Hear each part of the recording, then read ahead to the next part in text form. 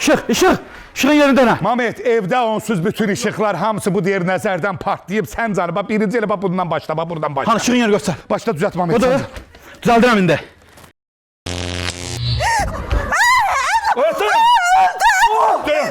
Getdim o dünyanı gördüm, gəldim. Bundakı sürətə bax, sən. Divanımız da kırdı. Hay bundakı sürətə bax, o dünya gördü gəldi bu. Öldü ki bu. Mamet. O da. Ay Mamet.